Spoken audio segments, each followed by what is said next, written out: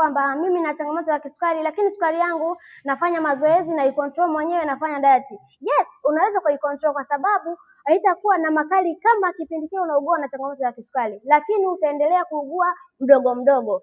Sasa kama unataka kupona changamoto ya kisukari au unataka kurudisha reverse ugonjwa wa kisukari, unatakiwa ufuate kanuni na sheria, ambapo kanuni hii ni 95% ya mgonjwa wa kisukari anaweza kujitibia yeye mwenyewe ugonjwa wake wa kisukari akiwa nyumbani. 5% tu daktari anakusaidia kukupa matibabu ambayo yanaenda kurekebisha miundombinu ya mwili, kwa sababu mgonjwa wa kisukari anapopata changamoto hiyo, miundombinu ya mwili inakuwa inaathirika. 95% unajitibia wewe mwenyewe ukiwa nyumbani.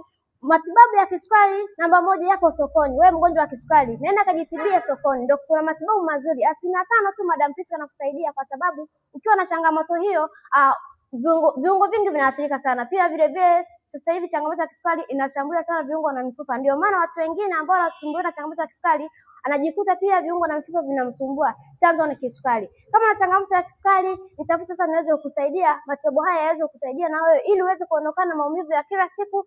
Na mbaya zaidi, watu wengi wanashauriwa kwamba unaweza kutumia dawa za kisukari, lakini uzingatie dawa tu. Vyakula unakula chochote kile ukiwa ndani ya matibabu. Hapo ndipo wagonjwa wengi wanasema kwamba ugonjwa wa kisukari ni sugu na hawaponi, kwa sababu wanashauriwa kuendelea kuishi na kisukari na sio kufikiria mbali kabisa kisukari. Kama una changamoto hiyo nitafute, lakini uwe tayari kupata masharti yangu ambayo nitakuelekeza ili uweze kuondokana na changamoto yako. Karibu sana.